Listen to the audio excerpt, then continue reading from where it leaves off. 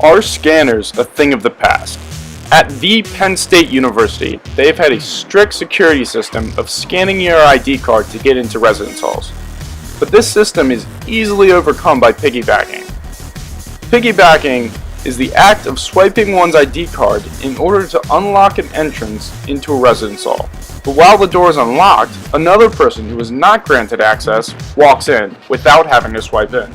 The university has the ID security system in place to provide a safe way for students to get in and out of dorms. This protects them from theft, intruders, and other unwanted residents. In order for a non-resident to get inside of the residence hall, they must be escorted by a resident of the hall they wish to access. This makes the resident come down to the door, open it for the visitor, and then go all the way back up to the dorm or destination they wish to arrive at. This security system is used on all dorms across campus. It covers most safety aspects, but it also has many flaws to it.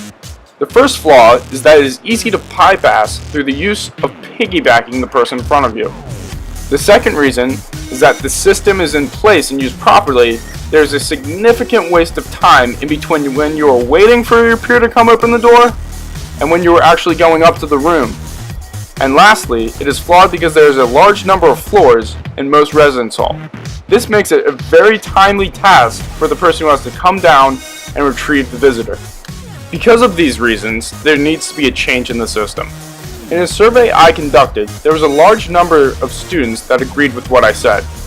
When I asked a group of 25 of my peers how many times they visit another residence hall in a given day, the average number reported was about 2 times. In addition, I also asked about how important of an issue it is from a scale of 1 to 10. The average number reported was just under a 7. This may not seem like that big of a deal, but keep in mind that this situation is occurring every day. There is definitely a solid number of students that think this is an issue at Penn State. I went on to ask more students about whether or not they would be interested in a new buzzer system, which would make it easier and safer to grant access to Moran residents who are visiting the halls. This system would involve a buzzer placed on every floor that temporarily unlocked the door in order for a person to get in. The door would only be open for the amount of time that the resident is holding down the button.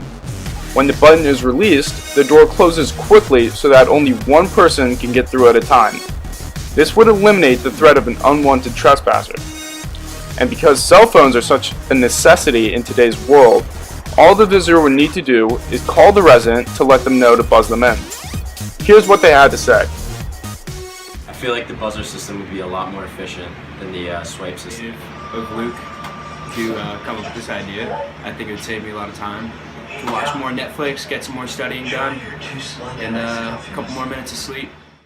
With my new system in place, it would give students the ability to safely access all halls with the permission of those in it.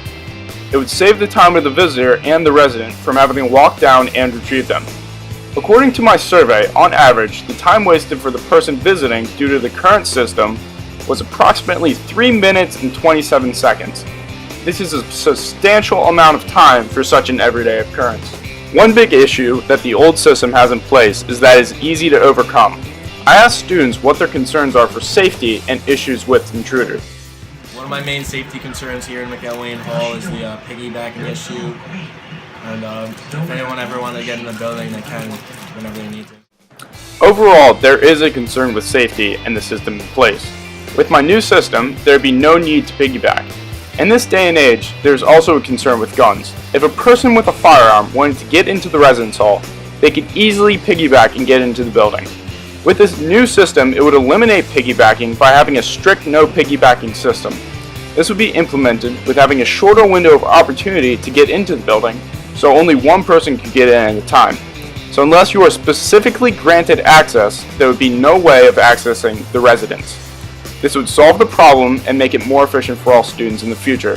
This is clearly the better option to have in place, but the one problem is feasibility. In order for this idea to become a reality, I would need to find a way to get a button to remotely unlock the door from 2 access points on every floor of the hall. I asked the McElwain coordinator, Marcus Toomer, what he thought about the idea, and he said, "I think a buzzer system for today would be a great thing for safety and security reasons, but the logistics would need to be worked out. He also went on to say, a buzzer system similar to those in apartment complexes in cities might be the way to go. The first step needed to complete this project would be to get approval from the Department of Housing here at Penn State. This can be done through the use of a petition. Once the Department of Housing is on board, there would need to be an intercom system placed in the dorms, just like the apartment buildings and housing systems. An estimate from HomeWise.com said the system would cost about $15,000 to $20,000 for every residence hall.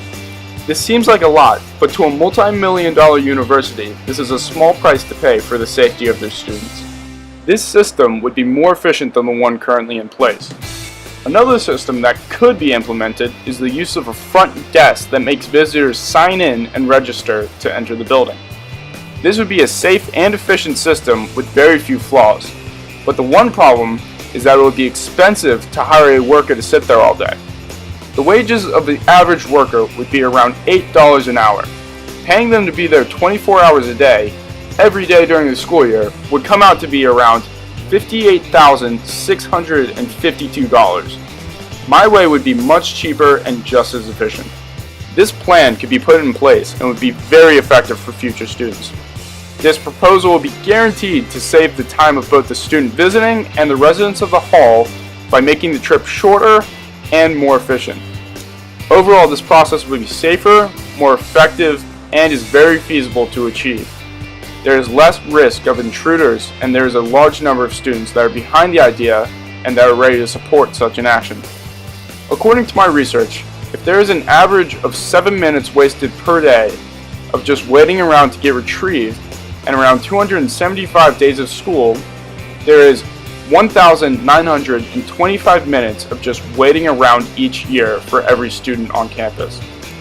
With this time, they could be doing something more important and valuable than waiting on other people to get them.